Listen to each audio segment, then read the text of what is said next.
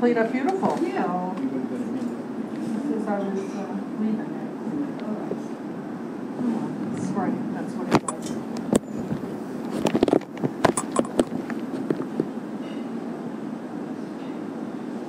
Where are you folks from? Hop Hog? All right, great. Yeah, we picked up all of Hop Hog.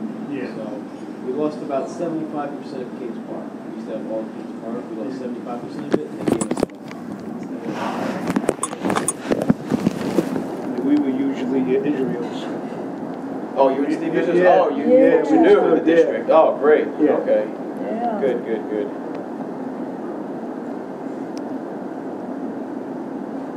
Things are looking really great for us right now. Oh, good. Yeah, it's good. We picked up, we picked up the Independence Party nomination, and now that's a big one. And we had, it was a rookie campaign 2 years ago. Not many people knew Randy. We had that brutal three-way primary where everyone was talking about, how bad the other guy was. Yeah. It just gave, Bishop a lot of ammo to use. Yeah. And Yeah, right that was the day terrible. after primary, Bishop just went on the attack. The day after.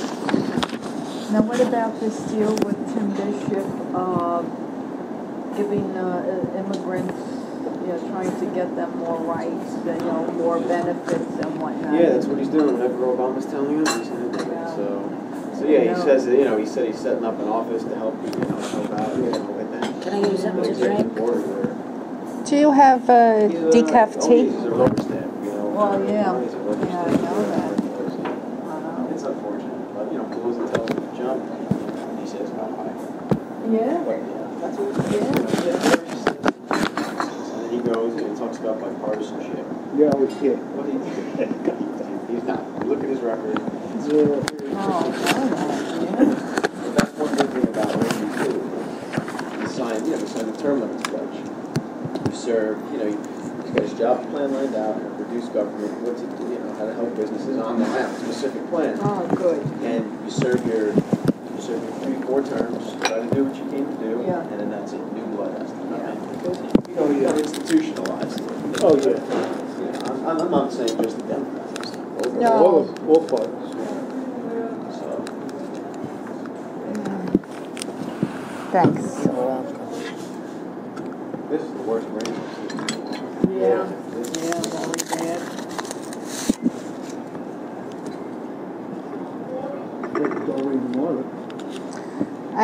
I don't think it's supposed to. No. I think it's supposed to clear. What are you golfing? No, you work in the I work primary. in the primaries, so that'll be a long and boring job if nobody comes in. Oh, you're going to be on the Yeah. Okay. And we're still, that's the thing too, we're looking at really low turnout this year, because a lot of things that confused folks was they had a Republican presidential primary, now you have to vote, now you have to go vote again a month later for the congressional and Senate candidates. It's like, how many times do I have to vote? I think there's another one in September, isn't They there? were talking That's about for the Democrats. The Democrats. Oh, is this a September. Democrat? Yeah, that's another one. I'll be working that one too. Yeah, no, are you? Yeah. Keeping you busy. Oh. But yeah, it's interesting. Like, it's going to be a low turn in the primary, but general election, we're looking at over. Well, general election should be a big turnout. 300,000. That'll be a big turnout for the general. Yeah, it's going to be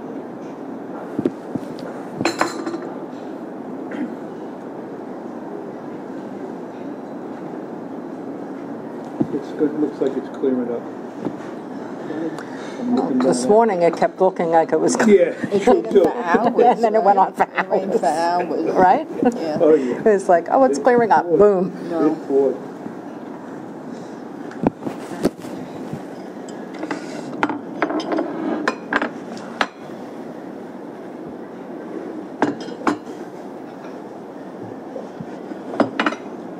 Wanna have something to eat, or you have something?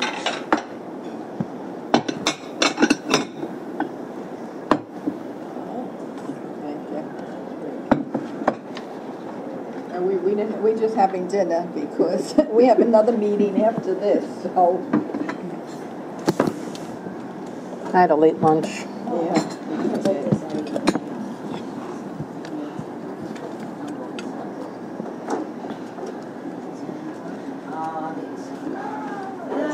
It will? Reckon I'll join in.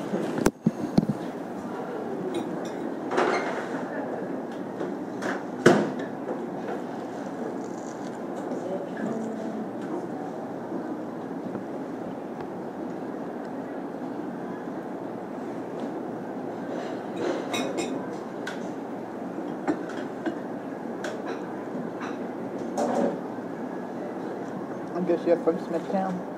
Yeah. We're Hop Park, so we're new to his area. No, we've been in this, yeah. You've been.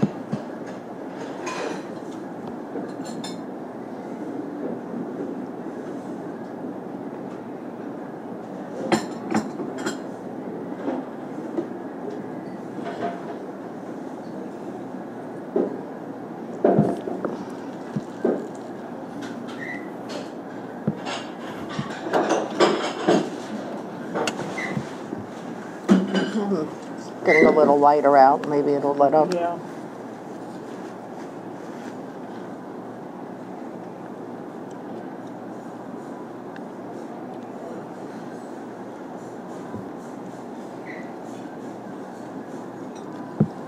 I wonder if a lot of people won't come because of the weather. That's what we were just saying that.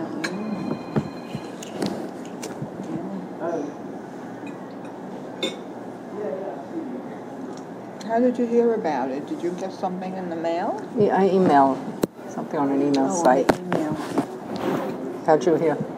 A friend of mine told me, and we're involved. I mean, with Smithtown, with Republican clubs and tea parties, and we hadn't heard about it except through a friend.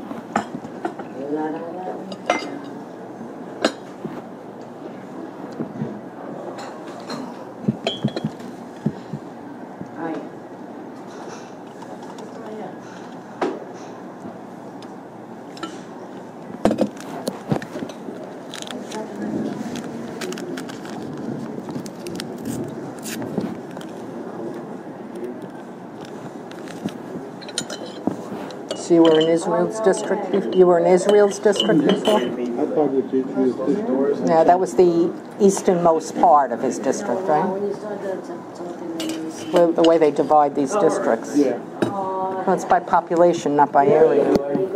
I mean, just a little piece of hot pot went into this CD1. And we've been working with Steve Israel's opponent for a year and a half. And now we're out. Coming this way more.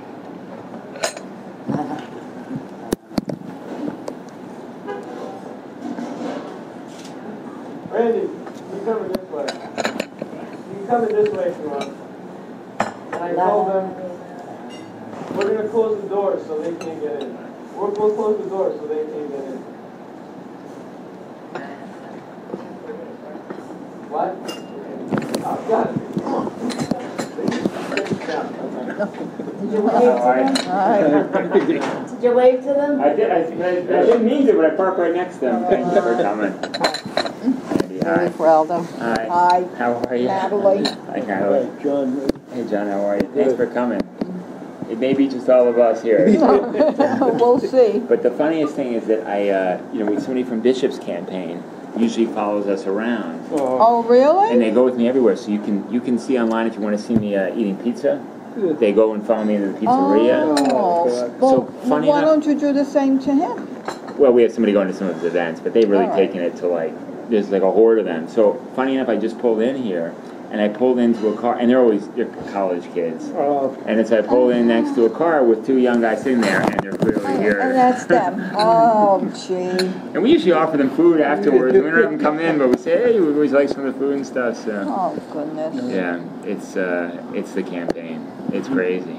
And then we try to, private events. If it's a public event, anybody's welcome to come. But like something like this, a private event, we try to make sure that the folks aren't there who are from the Bishop campaign. I mean, people are going to vote for Bishop, that's fine.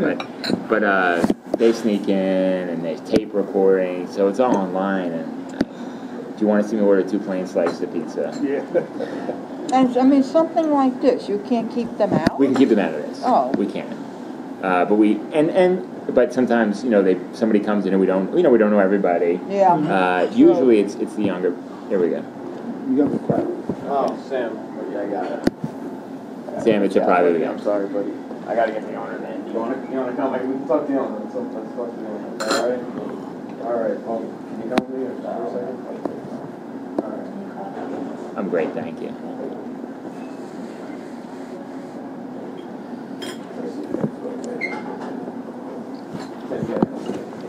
The weather let up a little? Can you come with me, please?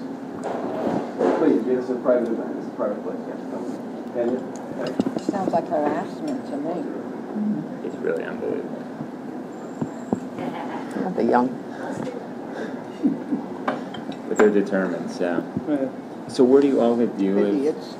Smithtown, That's where in Smithtown do you? off 111. Okay.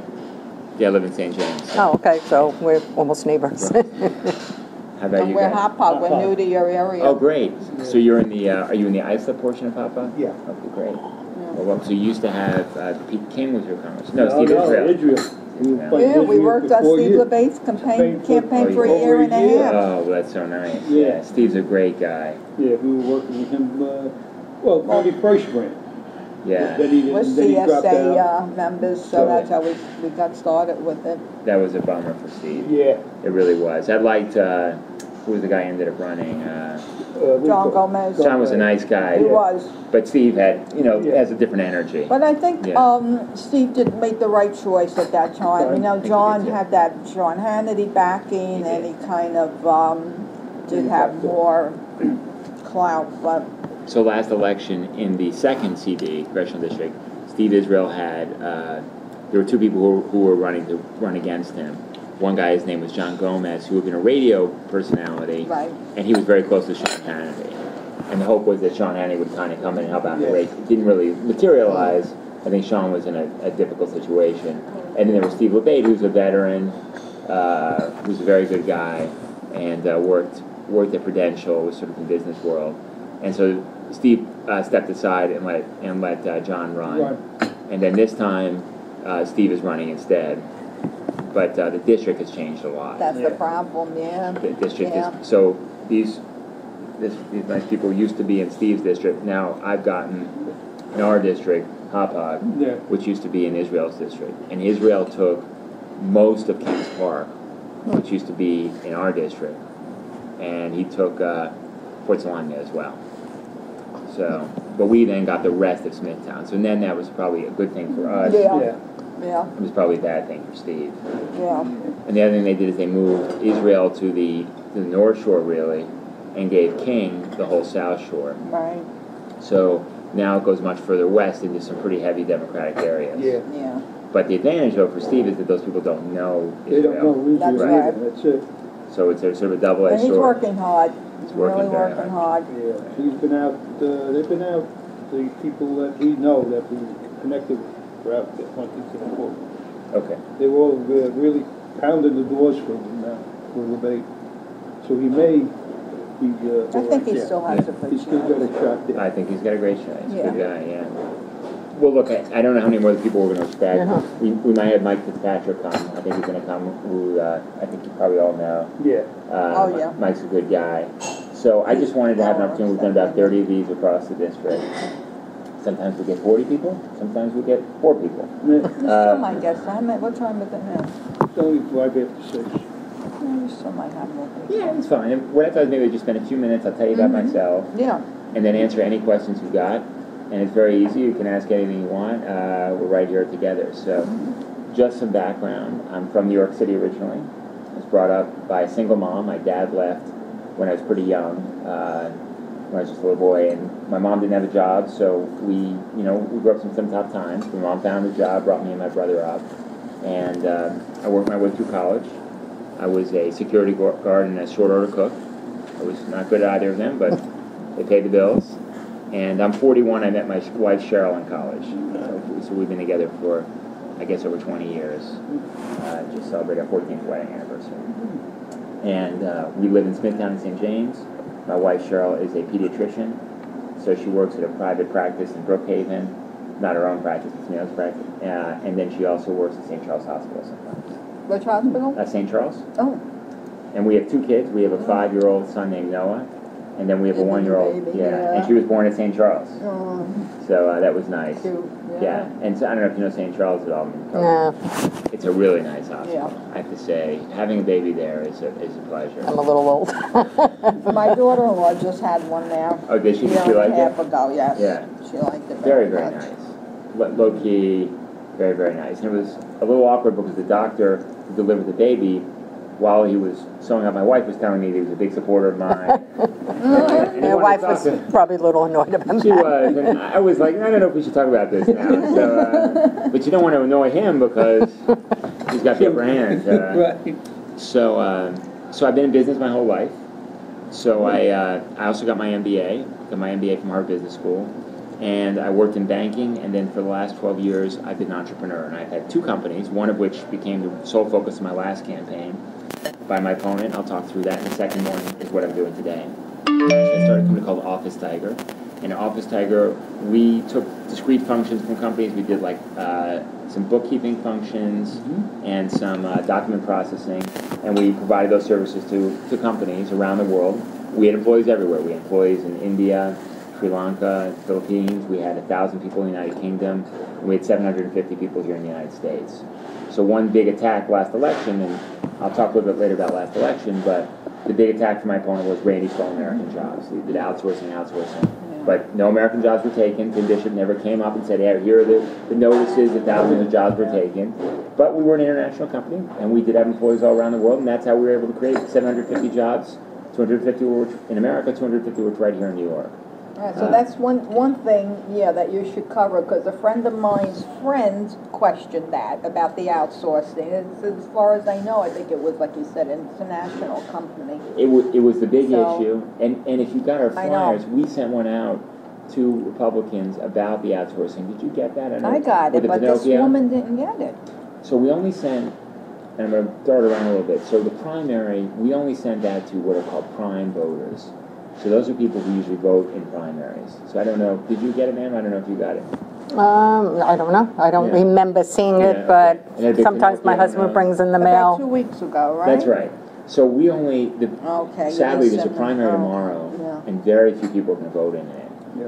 And there's, so we selected to focus right now, really to save money, just on what are called prime voters, folks who always vote. Okay. Because even, so in the general election, you'll probably have about 300,000 people vote. Oh, that's okay. But in the primary, if Yeah. we have 20,000 people vote, it'll be a lot. Yeah. I'd say it'll be 15,000. So we really just focus. But in the general election, we're going to send it out to like your friend. Okay. If good. she's a Republican, an Yeah. independent, or blank, and here's Mike Fitzpatrick. Hey, how are you?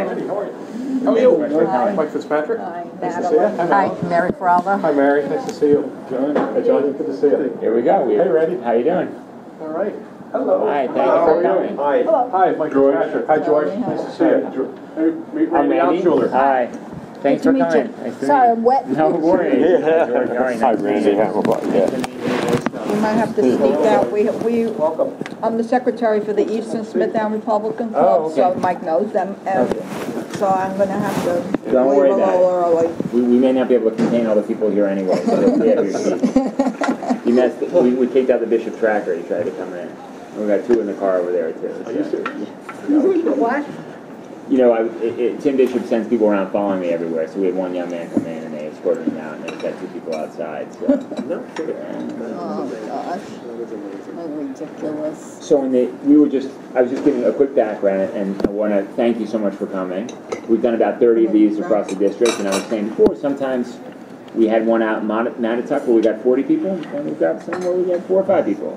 Yeah, I was. The weather hampers it. I mean. I was wondering, you know, I thought we'd have trouble finding a parking spot. Where are we going to park? But I have to say,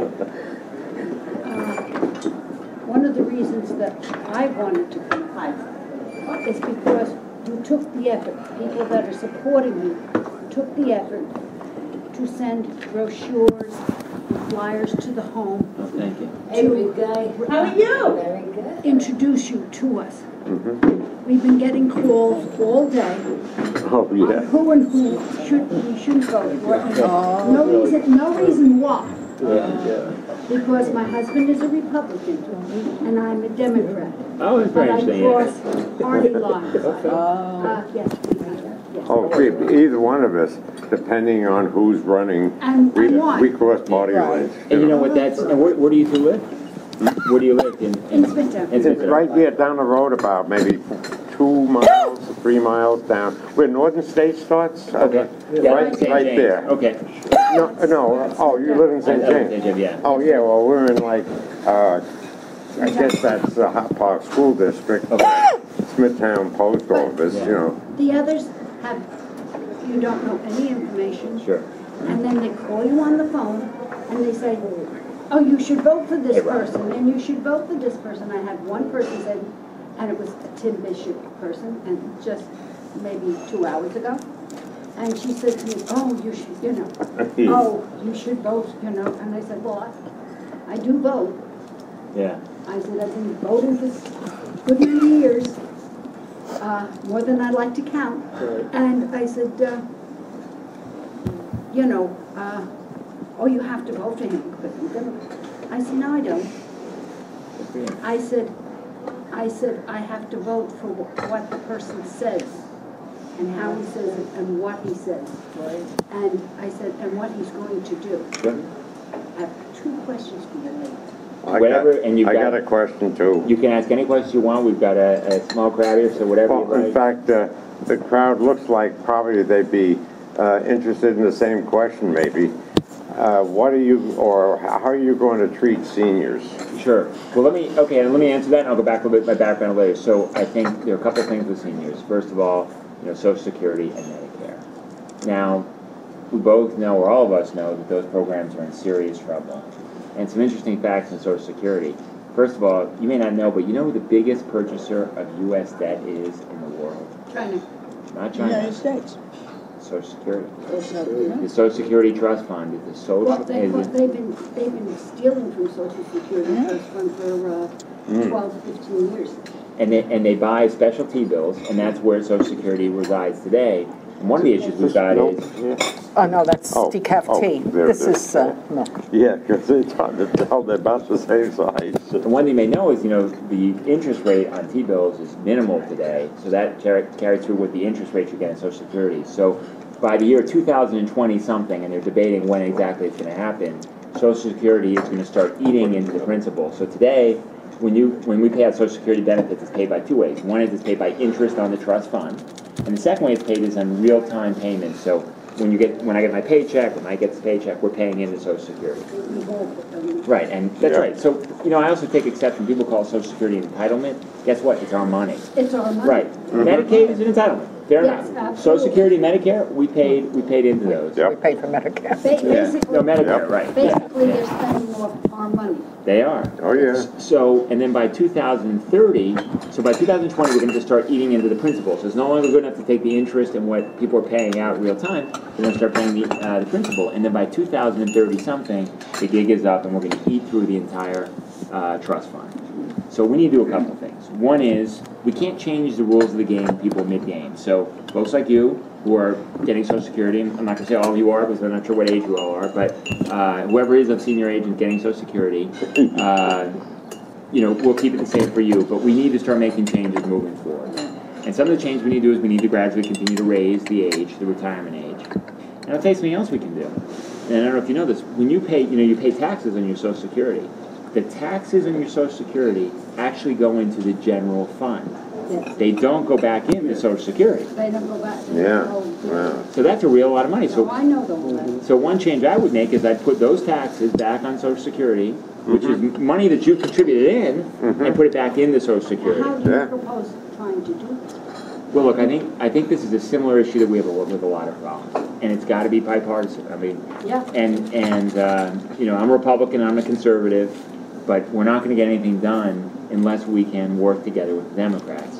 Well, Yeah. the whole thing is, that would be one of my questions. If Romney gets in, Yes. we'll have one set of rules. If Obama stays in, Yes. right now, we haven't had a budget for over 3 years in our government. Scandal. It's outrageous. And they're still getting paid. I have to Yes, tell you, I can't it's- imagine paying it's anybody who's not passing a It's budget. outrageous, Yeah. and they've worked less time and done less than any other Congress that we've ever had. Pathetic. I mean, it's, if you watch certain stations and you watch them late at night, you find out this information. You don't get it, unfortunately, our news slants news very badly in very many different directions, both against the Republicans and both against the Democrats.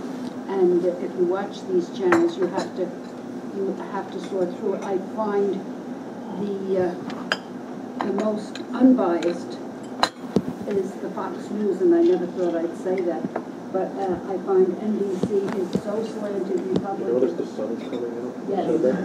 I think we're all probably Fox watchers. So. Yeah, okay, well, Yeah. that would be good, but I Yeah. mean, it's, you have to, as an individual, you have to sort it and plan it and watch out for it, and it's very scary. Yeah. And I worry about my grandchildren and my great-grandchildren. You should. I really do. I worry about them because I can't see how much future these kids have. I have we have a granddaughter that's about to have our second great grandbaby. Congratulations. And we have a, Don't look at old enough for that. You don't. we have another granddaughter that's in boot camp in the military because, for reasons of not wanting to go to college and can't figure it out, but you're a patriotic family. Serving our country is tremendous. Exactly, Yeah. so it's a good thing, and it's a scary thing for a parent to remember. And we have a 16-year-old, and I can't see their future. No. All I keep saying to my grandson is, learn everything you can. Go hang out with people that can teach you things, which he has. He belongs to robotics, and he belongs to stage crew. Stage crew with the school, hot dogs, and he belongs to shows. and he belongs to 2 Boy Scout groups, and he's learning. And what was the last one, the bank? No, the fire department. Fire department. But it's, how do you get these kids, because it's hard. I see these children having to learn 2 or 3 professions, like the upstater children had to do when I was a young person in the 50s.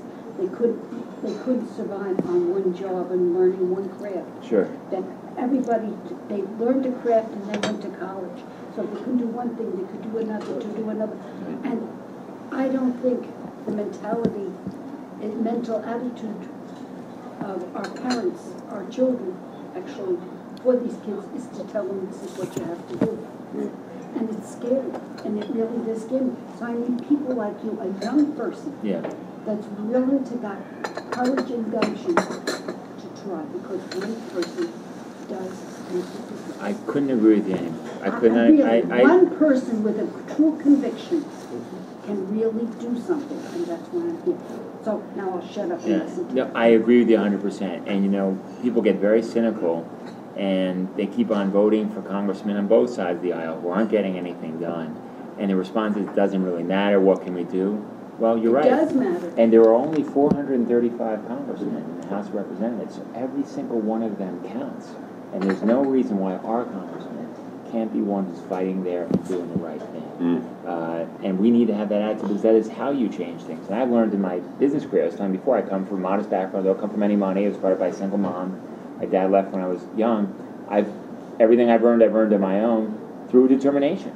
And look, you got to get lucky too, and I've been very lucky, and I've had a wonderful mother, who was an incredible support system for me. So family, the kids who overcome the families, I think, are the most tremendous. Because if you don't have it, and there was an article recently about this girl, wasn't here on Long Island or somewhere else, who just a horrible story. Basically, her parents abandoned her, and she's gotten into a Ivy League school, and she was living, in the school. She was dirty. They didn't have showers and stuff. And one of the families took her in the community. But those kind of people overcome that. That's just tremendous. But people can do it. And I think that attitude of lifting yourself up, of pushing through, fighting adversity, has been lost to a certain extent. And people become so complacent and sort of giving up on things and just sort of accepting things for they are what they are. And if we don't fight for what we need and don't push for it and don't expect more from ourselves and from our elected officials, from everyone, we're going to get nowhere. And it's not good enough. One thing that Tim Bishop talks about is that he tries really hard. Trying is, unfortunately, in this case, not good enough. We need results, and we should expect that. And right now you're seeing from the Congress, on both sides of the aisle, a lack of results.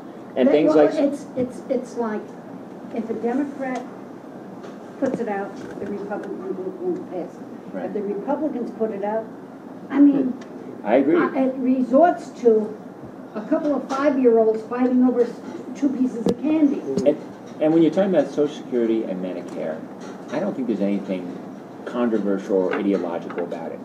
Both of them are going to go insolvent unless we make changes. So we can be mature about it and honest. And we can go back to the American people and say we're going to have to make some changes, and we're going to have to raise retirement age, and we're going to have to do some other things to fix these systems, and be honest about it. And by the way, voters don't want to hear that. Everybody wants to hear you can get as much as you want, as long as you want.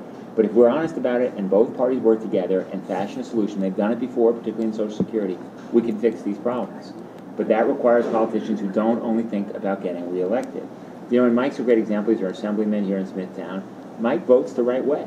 And sometimes that's wildly unpopular. Oh, it's scary. Yeah, it's scary. Oh, Smithtown's got a big problem. We got big problems in Smithtown. And, the teachers union, they've got a big picture of Mike Fitzpatrick on their wall. And they throw darts at it. Probably that's not it. Anybody in power, any boss always gets that. They do. Oh, absolutely. But Mike sets a great example of standing up for what he believes. No, he's the most conservative of that politician that I know of. And we need that, and I think that's been lost. And for the young people ask, why am I running? I have a 5-year-old and a 1-year-old, and their futures are in doubt. Well, that's where it's at. That's where it's at. Exactly the bottom line. What are we doing for them? But I have a 29-year-old and a 24-year-old. so you're in the And same. the future boat, is not as bright for them as it was. Our youngest child that came to visit us this past weekend, she would love to live here. She lives in Ithaca, and her husband worked for Cornell College. But she said, we can't afford to live here. Mike's kids went to Cornell. Yeah, both my kids went to college. Yeah, well, and my son-in-law is the assistant dean of the law school. Oh, nice. Because he was a lawyer. Right. And he graduated when he They're went still through out school there? from They're eating right Cornell. And they called him back, and asked him if he wanted to be. I want to be so nice. But they're helping young people. Yeah. And they're traveling to interview. My daughter's going to interview Tyson Farms. She said, I pray they won't show me how they butcher the chickens. Because she's got to go there, and she goes there and sees what the company is about and asks them, how many children would you like? Sure. When they graduate, would you offer a job to? So that they can get jobs. Because she's in the agriculture, she was in the business department. Yeah. She's in the agriculture. Well, they got to get a great advocacy to school. It's terrific. Yeah. She Makes knows sense. both ends because she worked on Wall Street just 10 years. But it's just, you turn around and you teach kids ethics and you teach kids morals, and you see all this, I'm 72 and I see the loss of all this. And it scares me. It really does scare me. And whoever gets in as our president again, we're going to have a hard time because they have to cut taxes and you have to cut spending. I mean, it's a You're my favorite Democrat. I mean, we have to. I agree. It doesn't take. But it's the truth. It- In order to move, I mean, if I need to buy something, I said to my kids, and I say it now, all right, honey, we're on austerity. We're going to have to put money in the old-fashioned envelope till we have enough money. If there's something that breaks down, we have to put money away. We are on pensions, we're on Social Security, and we still put money away because if people say to me, you're crazy, you put money away. Well, you know what? If we didn't put money away when our water heater broke last year, we wouldn't have the money to pay for a new water heater. You can't stop putting money away, and you can't. If you live on Long Island, you've got to do it another way to survive. We have over $15 trillion of debt, and every year that number is going up, almost $15.7 trillion. The number goes up by over another $1 trillion. And the worst thing is that the federal government is borrowing this money. Who does it borrow from? It borrows it from Social Security, which, as we said, is at some point not going to be able to pay for it. All over the place. And then it's borrowing from China. And someday, the Chinese are going to say, no, thank you. And when that first auction goes bust, they call it an auction when they sell the T-bills goes bust, that will be a calamity in the capital markets. And all of us know, as you said, we have our own households. You can't spend money you don't have. Reality. I mean, if you basically run a well-run household, you know you can't spend more than you make. You have to stay out of debt. You have to pay your bills. You have to have priorities. You can't go out on a 4-week vacation when you know your mortgage is being paid for, your taxes need to be done. You have to prioritize. The government's got to start doing this. They've been on a free-for-all. I guess it doesn't matter whether it's a Democrat or a Republican. I guess you can guess that we're both, like, we do not use credit card. Yeah. Unless emergency, yeah. Sure. Your card, something breaks down on it, and when you're away, but as far as everyday use, we call it the plastic crutch. Well, one of the problems we had in this country that caused a lot of the difficulties we're in now is when they relaxed the credit standards for people buying homes. And in the bid for expanding home ownership, which is a worthy goal, they brought down the amount of equities you need to put up, and as a result, people who couldn't afford it were buying homes, and that inflated the market temporarily, and then when market values started going down, so many people were underwater, and that basic concept of having enough equity to be able to afford your home was lost. And, in the end of the day, fiscal irresponsibility is always going to have damaging consequences. I'm sorry, I don't think entirely that people should be all bailed out. No. First of all, I don't, because they turn around and they fully knew when they were getting this mortgage, if they're making a salary of $60,000 a year, Right. which is the average salary, that's a good salary on Long Island. Yep. And you're lucky if you get it. You turn around, you can't possibly afford a $400,000, $500,000, $600,000 house. The most you could afford is between the most is maybe a $235,000, maybe a $300,000, $100,000. But you really have to have a lot of money to put down. You'd have to have a good $60,000 to put down. The average individual does not have that. That gives you a partner in the assembly. We gotta. I agree. Do you think he might forgive some of those mortgages? That's what I'm worried these people about. would even take on this debt. I think the consequences I mean, we would blame be the banks, draconian but the and people marvelous. themselves that took this upon themselves it's just pure imaginary. It's just not practical. Look, It's I not fair. agree. And now you have 1 in 6 houses up for bankruptcy. It's a disaster. And I you have agree. so many stores vacant. I agree. So one thing I put forth, back to your point about what people are going to do, I put forth a 10-point job plan It's on my website. We can give you copies of it. And in detail, and it's 12 pages long, I go through some of the things that I think the government I could do if I were elected to Congress. And it's mostly about pulling government back, because I think that taxes, reducing taxes, particularly for all of us and particularly for small businesses, which are the crux of the 1st Congressional District. It's about getting rid of some of the over-regulation, because while regulation is good to protect the consumer, protect our environment, they've gone overboard. It's about helping our farmers, which are, you talk about agriculture, and Cornell obviously plays an active role in that. Farming in Long Island and Suffolk County. Suffolk County is the #1 agriculture producing county in New York State. $300 million. Is it really? #1. Wow. And only 34,000 acres, including agriculture, our farmers are getting killed. From the EPA being way overreaching, from the death tax or inheritance tax. So helping the farmers, helping our fishermen. Our fishermen on Long Fishermen are Island, being slaughtered. they're disappearing. And the catch limits in New York are dramatically lower than they are in Rhode Island, New Jersey. So the guys right next door to us are having a higher catch limits than we do. So we help our fishermen. Not only that, the size of the fish, the flounders and the eels, it's impossible. It's humanly impossible to catch one of them. If you catch, you have to get released because then none of them are big enough. I mean, it's crazy. And then also, they're just shutting us down. Yeah. And that's what scares me. I see too many things being shut down and taken away.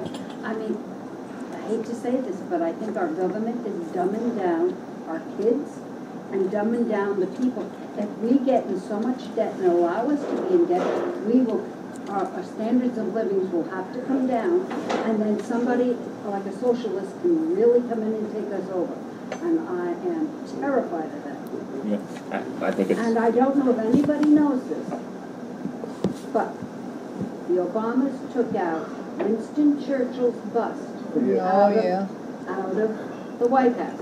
They not only took it out, but they had it given back to England. They didn't want it in the White House. That is the prime individual for democracy. That represents England and democracy. And if England is supposed to be our ally, why would you want to slap them in the face by doing that? I do not understand that. Because he likes our enemies. He doesn't like our allies. This is the scary part. It's very scary. It's the Oh, yeah. scary part. Now, you guys are politicians. Well, he's the politician, I'm the aspiring politician. He just congratulated the Muslims. Okay, all right. Did you know that? He just congratulated the Muslim Brotherhood for getting into or taking over. And he was in charge of getting Mubarak out. Now, they knew what they had. They didn't know what they were getting. But Obama was backing it. Well, here's the irony. Obama is such a strong supporter, supposedly, of women's rights. If they put in Sharia law for women is devastating. Yeah. Absolutely devastating. But let me answer. Do you have any question? I want to make sure everybody gets a I chance. was just wondering if you had any plans to bring jobs to Long Island rather than globally.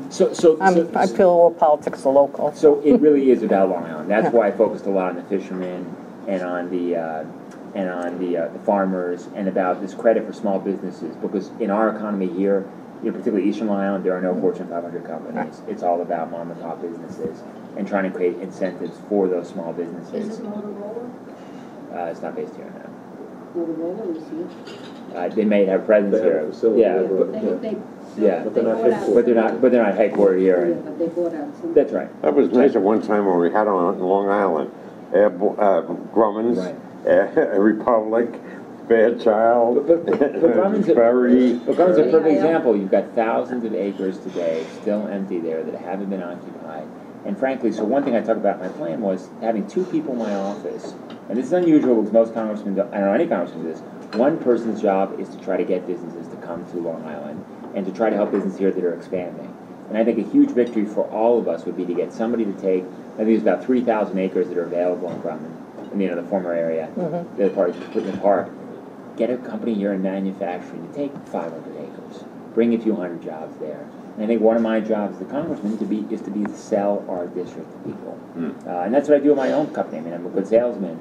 And that's one thing. So one person in my business just devoted that, and also to help companies here cut through a lot of the red tape. And as Mike can tell you, you get on the state level, the county level, and the town level. If you want to just start a company, hire employees, build a plant, get a new permit, it is an incredibly expensive and time-consuming process. We actually make it harder for businesses. So one thing I look forward to doing is to try to push through that as much as I possibly can, and have someone in my office do that. And the second person in my office's job will be to help get funding for companies here. Now, part of that might be attracting outside dollars, venture capital dollars, and I'll talk about that in a second. Part of that may be there may be some government programs that are available, but a lot of businesses here can't borrow from the banks. The banks are sort of shut down their lending for small companies, even companies with good credit, and that's a problem we've got. Trying to loosen that up so they have the capital to buy more equipment and expand. And we have in the First Congressional District at Stony Brook University. We've got Brookhaven National Lab. So we've got technology that's state-of-the-art technology being developed here. We've got thousands of graduates with great degrees coming out of the schools here. But we've lost 12% of 25 to 34-year-olds from 2000 to 2010 have left Long Island. 12%. So they're not staying. They're not staying, and we should. And this should be a high-tech quarter. We've got the graduates. We've got a beautiful lifestyle to offer people. We need to push that, and that's how you can bring jobs right here. That's a resource we have here, and particularly with New York City. You know, it's close by to New York. New York is at capacity. You know, it's unbelievable. Here on Long Island, you can't find a job. If you're a computer engineer in New York City, you're in huge demand. You'll get a job like that. So we should take advantage of that. Well, our granddaughter's married to a technician that had to go to the city. You have to. The city's where it's at. But the city technology market has exploded. So I think those are some of the things we can do right here. And I think, we have to sell it. I was very fortunate to be able to work for a company on Long Island here that kept me employed 41 years. Which company was that? AIL, Airborne Instrument Laboratory. It's no longer around. Hanger Malls there now. But they had where the main plant was. They had integrity. They had a work ethic. They had the best quality control for the company. They were fair to their employees. That's right. They had the integrity. Sure. They had the loyalty. You don't find that in companies. So therefore, the people don't feel the companies are loyal to them. Therefore, they're not going to be loyal. It's a tough environment, and we need to respond to it. And we need to make America more competitive. And one of the issues, about jobs leaving America, is that America has become tough to do business in. Our taxes are too high. Our regulations are too prohibitive. But you're not going to change that overnight. But you got to start one piece by piece. I know, Yep. but you see industry after industry. If you look at the clothing, there's I can tell you, the glove factory, the shoes, all the clothing manufacturers. We don't even produce cotton. We were the biggest cotton producing company. India had terrible storms. All the cotton fields got destroyed. Any shirt, anything you buy, any piece of underwear, any T-shirt you buy, anything with cotton is now $4 or $5 more. Yeah. Because the cotton, and so the manufacturers, anything costs them more, so they're giving it over to the people. And anything that you buy inexpensively after 3 washings will be distorted. So that's why we need to go through industry by industry and figure out how can America be more competitive. Now, in some instances, and you have to figure out what is our cost structure. When you produce a knife, what are the things that go in the cost of a knife? Now, if labor is 90% of the cost of the knife, we're going to lose. And unless Americans, it's not going to happen. I'm going to be paid a few dollars a year. And forget about China and India. There's a new wave of people. Now they're moving to Cambodia and other countries. Oh, yeah. It's always going to, and that's how things are going to be. That's the reality of the economy. So in some industries, we're going to have to be honest and say we're not going to be competitive. But there are other industries. We've lost seven sweater factories that were stationed in New York. 44? We've lost 7 sweater factories because China can produce a sweater with less quality but cheaper in China.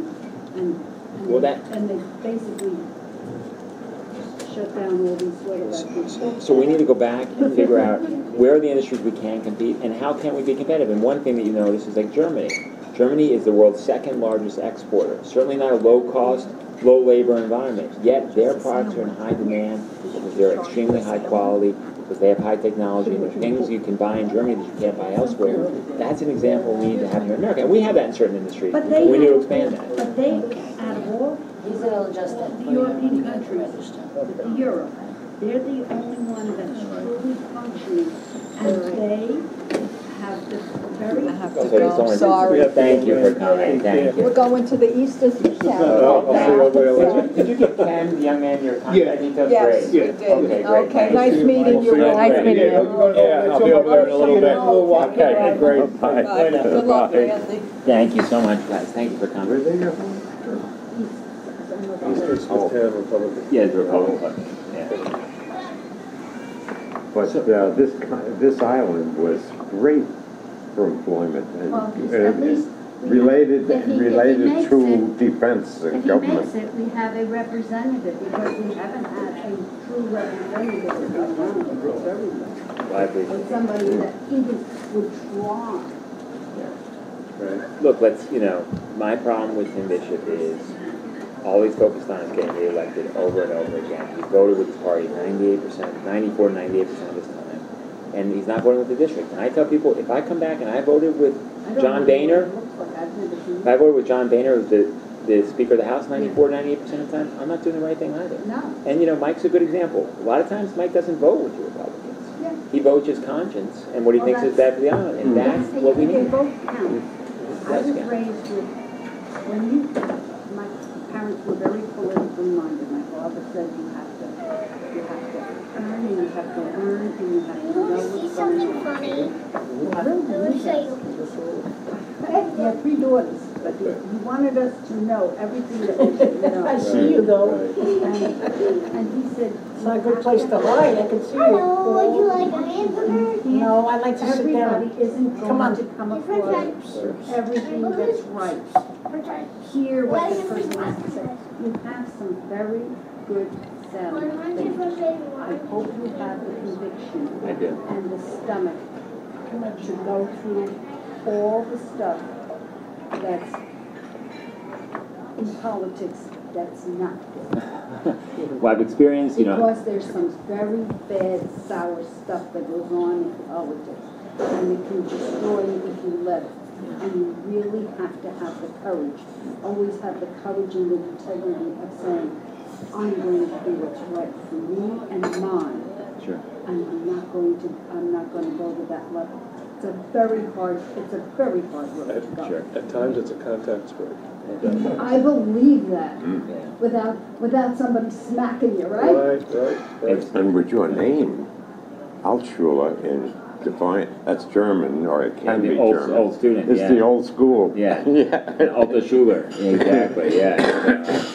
Exactly. So, look, we had a very tough. I ran in 2010. I was ahead by 400 votes after Election Day. I lost in the absentee ballots. It was a brutal race. We had a very competitive primary, and then the general election, got very ugly.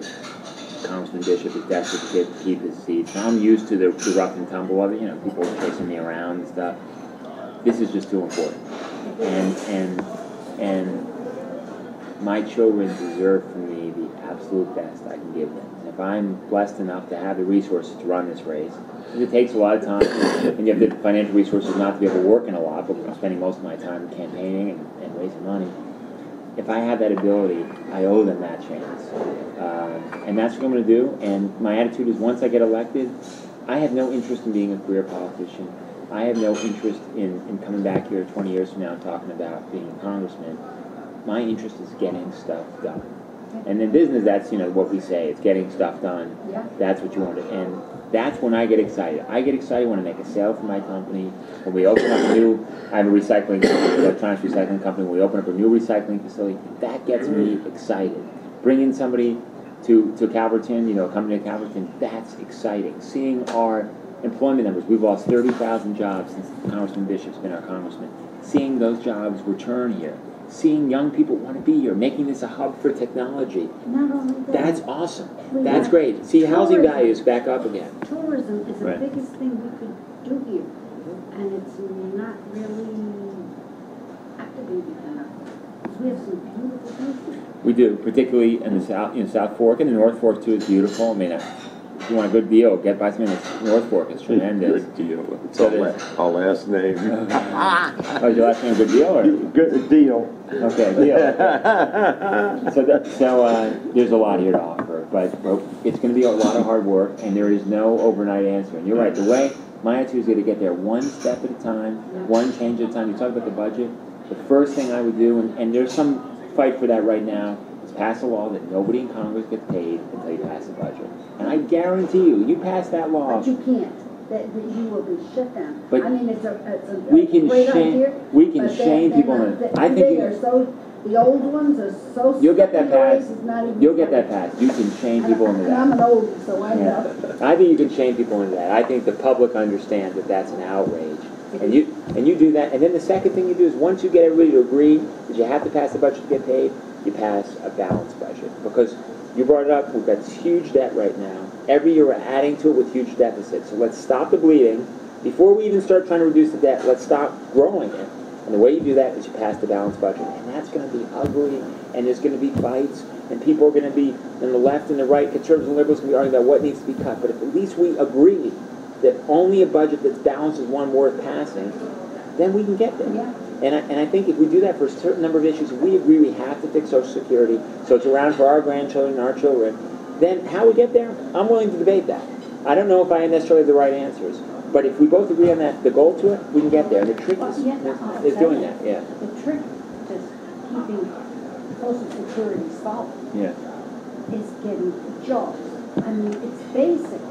It's just so basic.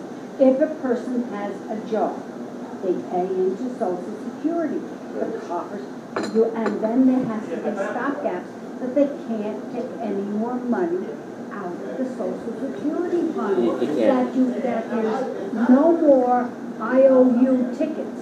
That's the law. No more IOU tickets leaving the money out of Social Security.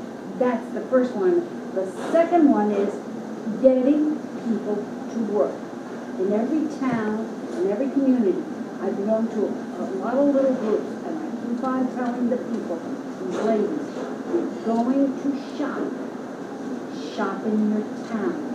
If you're going to buy a pair of shoes, go to your town and visit your shoe stores in your town. If you're going to spend a 20 or 40 or 50, see if you can spend it in your town.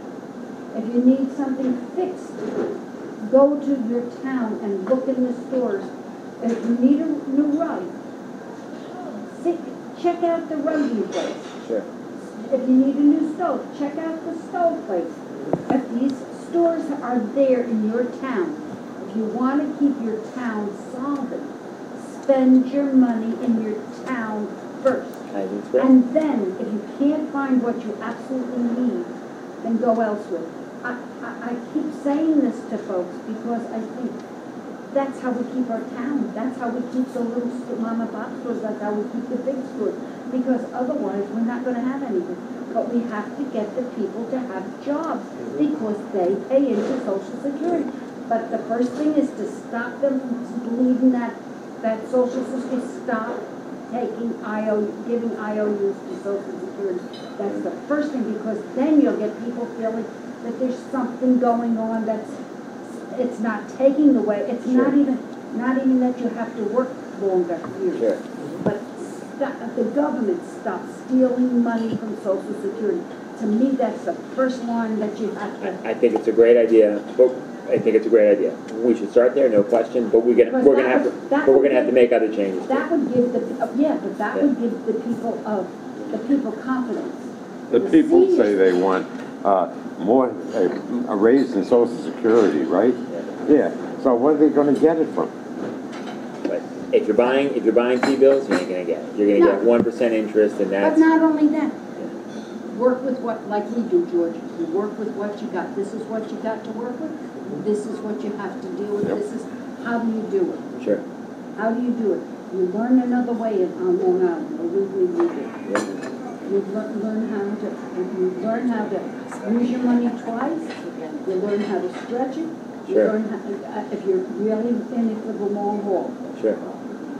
But you have. Oh, ultimately, you still need a job. You know, if you don't have any money coming in, it's all kind of irrelevant. And when people talk about property taxes, how do we lower property taxes? The more jobs we have here, the more businesses, because they take the cost that we have to pay every year for education, it's 80% of your property taxes, and they spread it out over all the taxpayers. The more taxpayers we have, the more businesses we have, the more they're going to absorb. They're going to absorb the cost, and we're going to pay. And I pay over $20,000 a year in property taxes. The less all of us are going to pay. But you're right. It all it comes down to jobs to keep our young people here, to lower all of our taxes, to do everything that we're looking for, and that's why I put forth a job plan. And in real contrast, Tim Bishop's been in office for 10 years. He doesn't have a job plan. No. And I think to your point you made early on, we need to get specific here. There need to be real things we're talking about, because that's the only way we're going to change it. Rhetoric sounds great, but that doesn't do anything. Right, exactly. You can't eat rhetoric. Talk you can't is create cheap. Talk is cheap. But then people need to listen. That's the other thing. So that my job is, and that's why we're doing a lot of these, and why I wanted to reach out to people, is to sit down and engage in a real conversation, talk about the plan, push people if they can to read it, and do it. I'm telling you what I would like to see happen. Yeah. Just some, even if it was tried, at least it was tried. You know, it's just like I say to the ladies, oh, you put in your shoes. Did you get them this winter? Or did you buy them? All right, you live in Comac. Did you buy them in Comac? Yeah, I did go to the Comac store. I bought a pair of shoes in Comac yesterday. Nice job. Be surprised if you look what you can find in Goodwill, Salvation Army, Look, it's a great idea. St. Vincent de Paul, any of those, you know. I think it's a great idea. Yeah. I'm retired many years. I'm retired almost 19 years. And I know we don't look it, but I know. And I find, it sounds crazy, but we have a very limited budget. We're not well-to-do. We're just lower middle class, which is a great place to be, and still staying in your own home. But I buy Christmas presents for my family through tag sales and garage sales. Because the American people, they buy more than they need, and they get things and they don't use them, and they put them out at garage sales. You buy perfectly beautiful things, and your family are absolutely flabbergasted. And I have a limit. I only spend $40 on each person. We have a small family, so $40 is great. Right. I can do that. If there was like 10 or 15 people, there would be. But it's a small little family, and they can't believe what they go home with. No, that's great. And, That's great. But like I say, you do it another way, and I teach this. But nobody wants to tell people to do more with less. You know, Yeah. you gotta try this and you gotta try that. I think people have to do more with less. Yeah. But you can. It's reinforced I've been now. doing Yeah. this for That's 20 the years. truth. We had 2 moms, 3 girls living under one roof. 6 women I live with. Oh my goodness. Yes, Yeah, and- a wife, 2 mothers, and 3 daughters. And their food and their entertainment, and you had to do it all, and put 3 kids through college, all at the same time, all 2 years apart.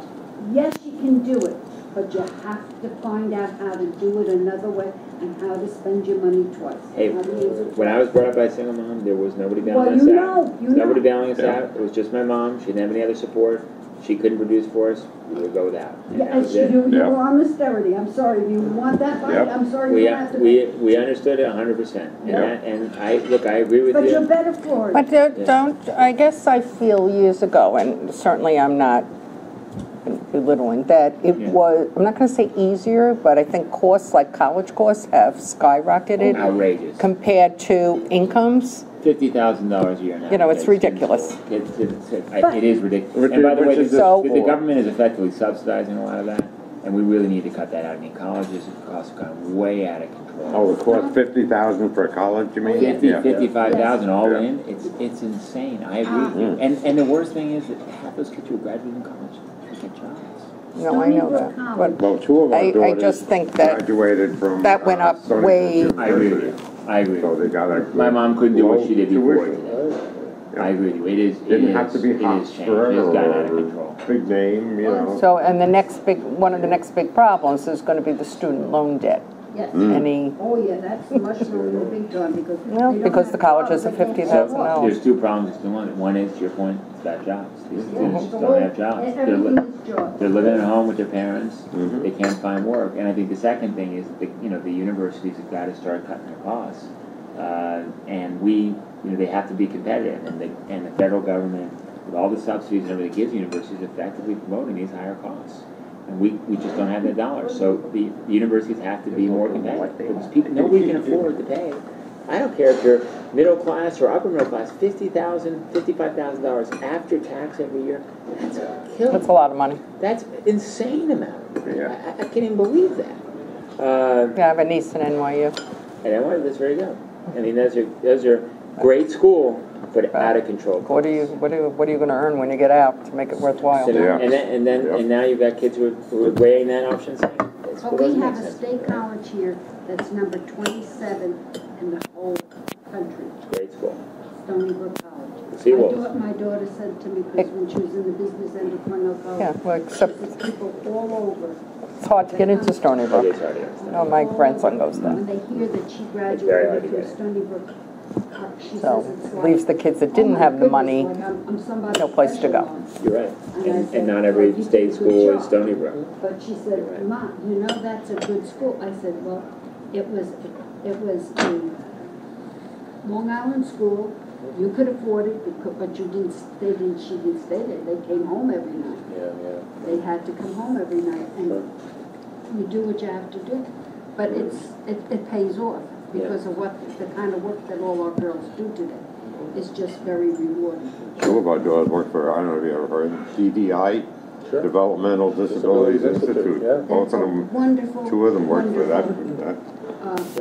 Great place. organization. Headquartered here in Smithtown. Yeah, yes. Our daughter works for Human Resource Department, the other one works in the middle.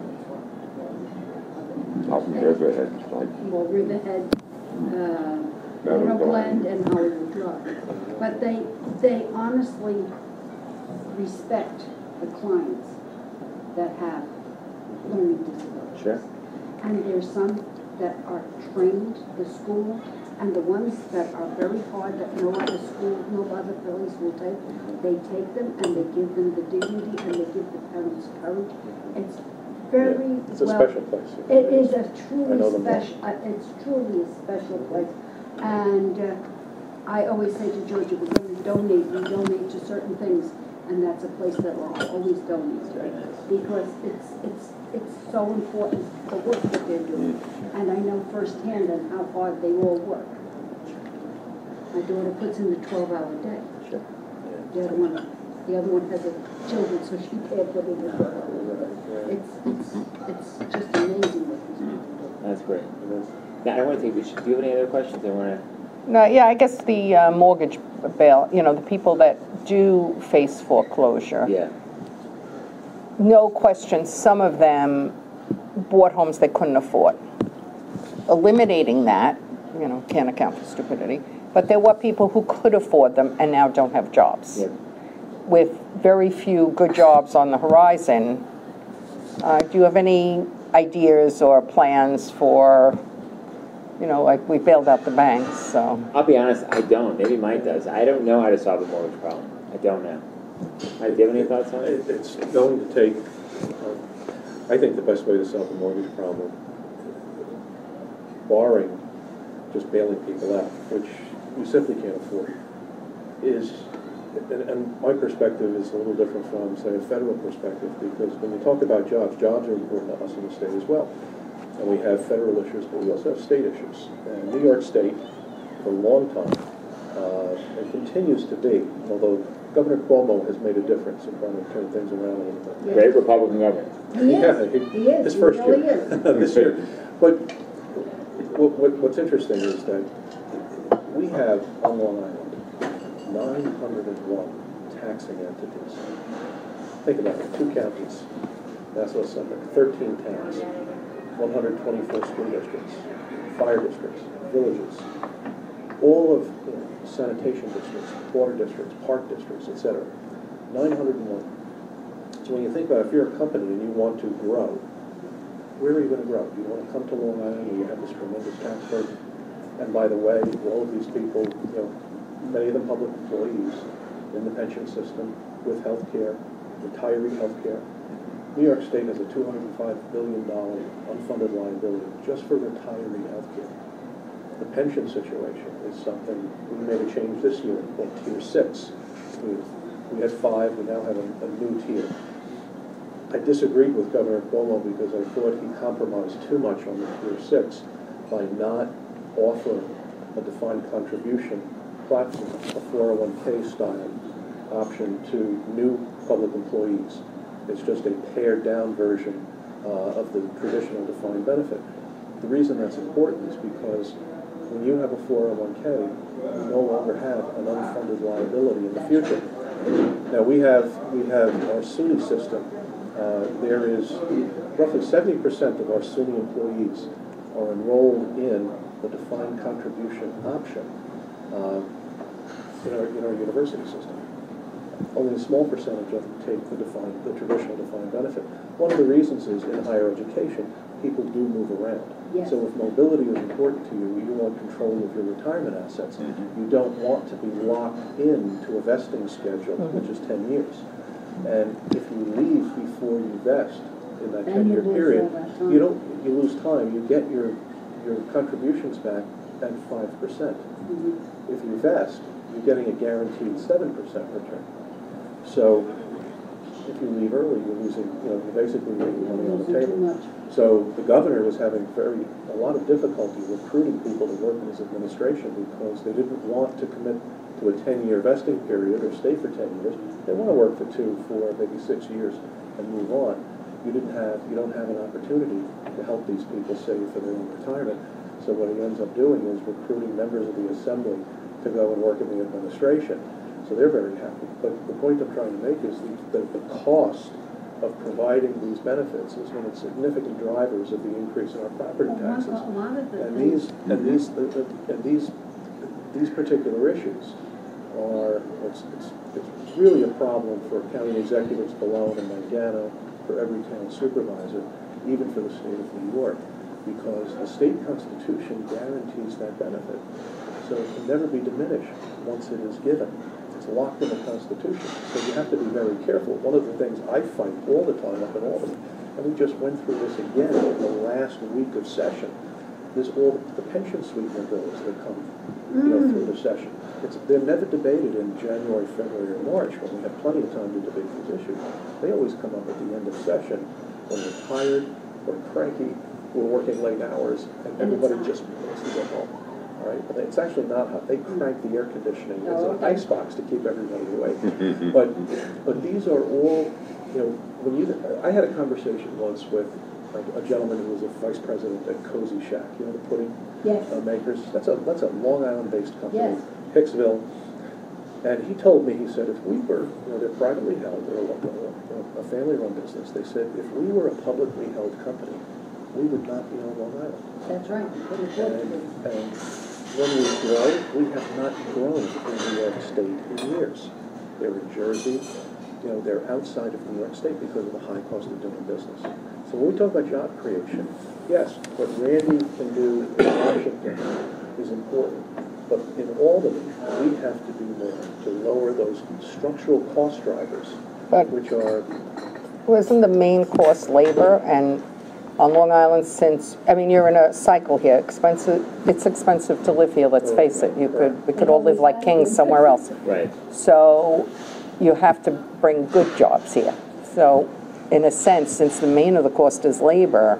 And how do you bring high-paying jobs here when someone who is interested, when they recruit, we opened up in Saratoga. This was a big catch for New York State. An outfit called Global Foundries. It's a consortium of high-tech companies that opened a new campus north of Albany in Saratoga. It took $1.4 billion in subsidies and incentives to get them to locate in New York State as opposed to Dresden, Germany. Those were the 2 locations. So it turns out that the cost per job is $400,000. $400,000 per job. So And without, that's because of the medical and everything else. so it's one because thing- of the, When you think about jobs, the cost of a job, like for my company, I've got a little less than 400 employees. You think about what's called the fully loaded cost. So you pay somebody $60,000, let's say, and then you've got their benefits, everything around that. And the load factor really depends on where you are. So I have actually plants all across the country. In Atlanta, it may be that I take somebody's salary and say that there's 20% overhead on top of that. But in Chicago, it may be 50%. And to Mike's point, one of the problems we've got here is that it's so expensive to do business here. Put the salary aside for a second. That adds so much additional cost that it becomes prohibitive. So certainly salaries are important. And let's again be honest. If it's something where somebody's going to make the minimum wage, you can't live here on the minimum wage, right?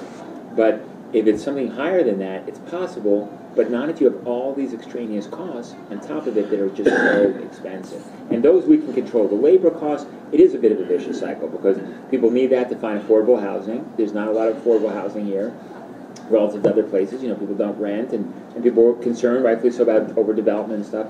So that's an issue, but there are some costs we can't control. Energy costs here are so expensive. But if, in Ithaca and places upstate, they have turbines.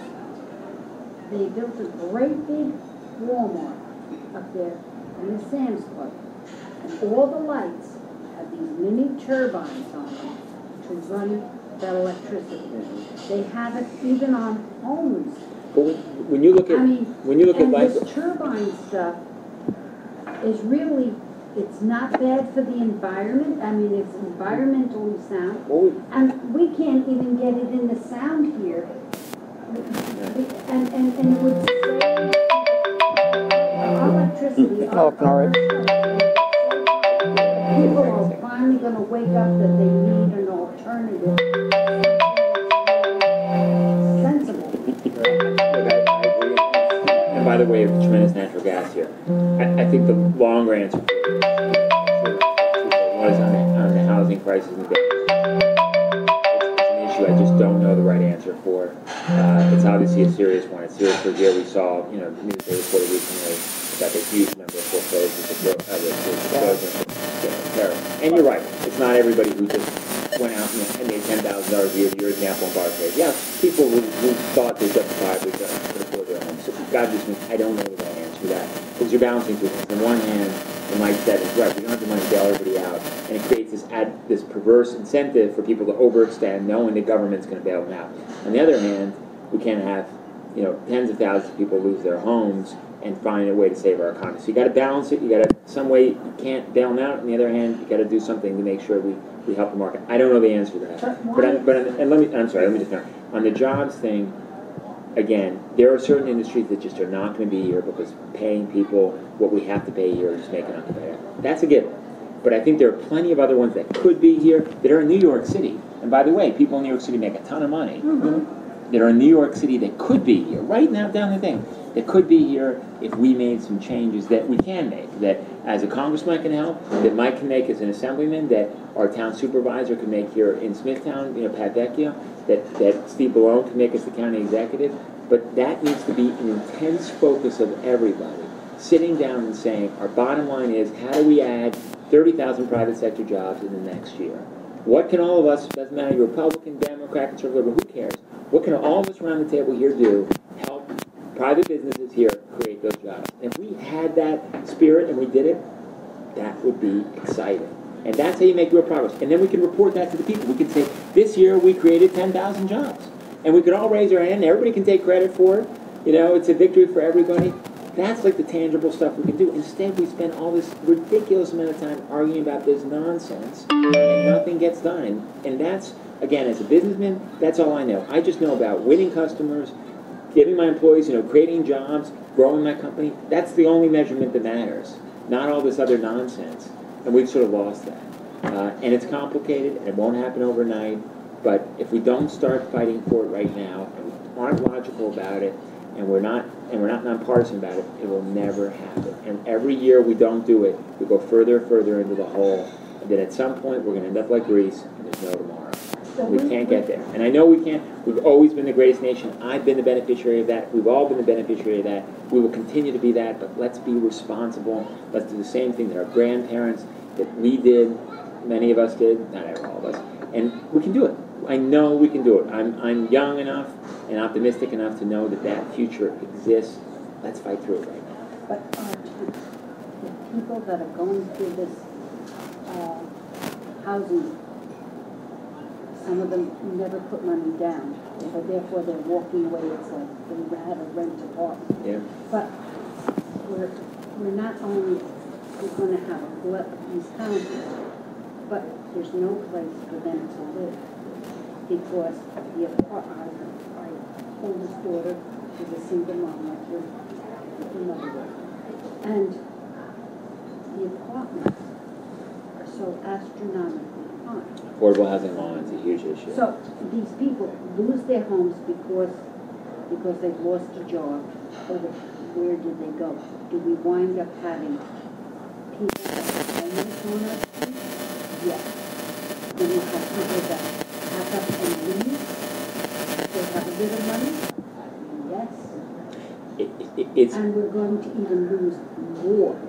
And that's what scares me because this, I mean, it's happened in Florida, it's happened in other places, that they just whole blocks have houses empty. It's a scary situation, and housing is a controversial topic here, because affordable housing, some people don't want to build it, you know. They don't want to build it They don't anywhere. want, so it's a tough situation. I mean, there are no simple answers here, but we can start making some dents in it. We can start making some progress, and I look forward to doing it. And I know I've done that in the past in my businesses. I know I can bring those skills to government. I look forward to getting there and working not only with my colleagues, Republican colleagues, but my Democratic colleagues. And I look forward to working with Mike and with Steve Ballone and you know, on the county level and on the town level with Ed Wareheim and, you know, our folks here locally. I look forward to doing that with John Kennedy, with some of you as representatives. We can get it done.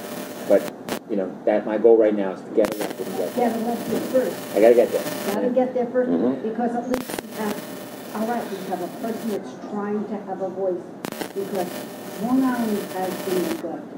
Our state gets help, our city gets help, but we're like the forgotten child. They think because we have Southampton, we're all rich.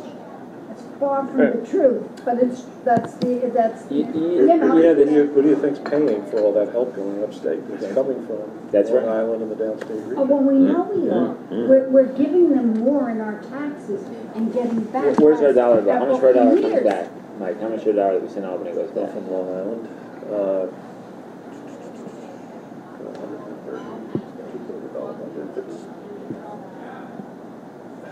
Off the top of my head. On the federal level, you send $1 to Washington, we're lucky if we get 40 cents back. Yes. But this is the whole thing. 60 cents. It's just not fair. Even if you could boost it up 10%, it would be good. It would be a big boost for everybody. And you know the pathetic thing, and then I'm going to wrap it up because I want to let people go, and we actually have to go back to headquarters. The pathetic thing is to show you about Long Island being ignored. We've got presidential candidates who spend all their time in the Hamptons raising money, and they never stop here, and they never stop in Brookhaven, which is, I think, the largest town in New York State, a gigantic town. They don't stop in Smithtown. They're there for money, and they move on. Yeah. Brookhaven's humongous town. Humongous town. And so we need to put the folks back on. I'm excited to do it. I could really use your help because the election's going to be very contested. I'm the Republican, the Conservative, and the Independence Party candidate. Last time Tim Bishop had that line, I got it this time. He had over 7,000 votes on it. He only won by 593. Now they switched to me, so I've got the Independents, Conservative, and Republicans behind me. A lot of groups have come out for me. The Fishermen, other groups have come out.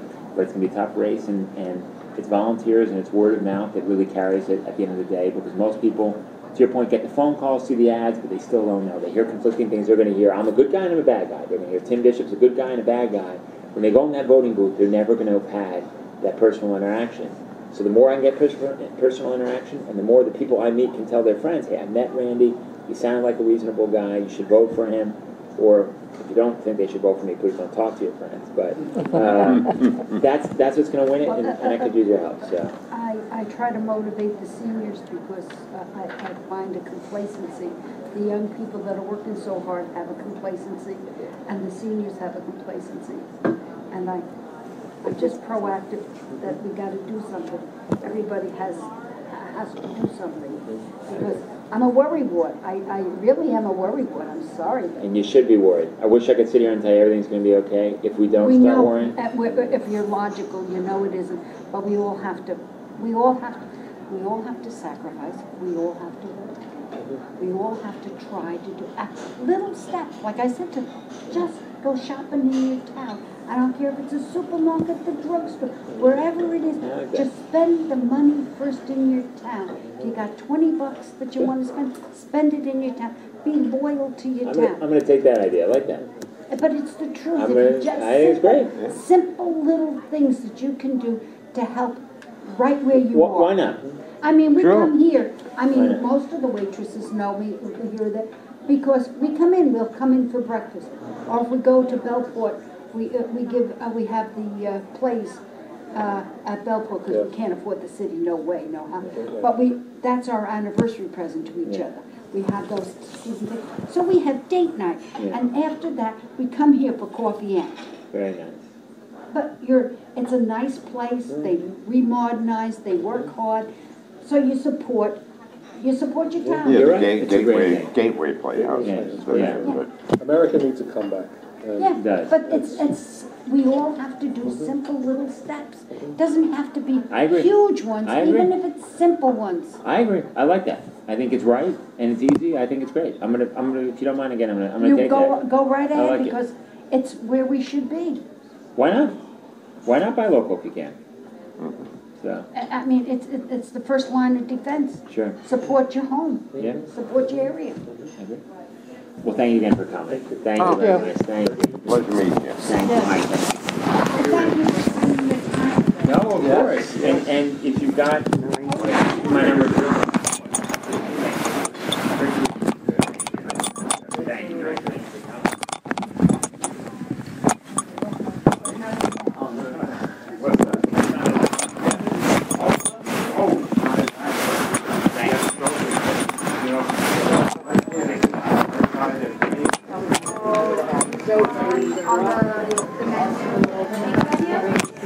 I'm going to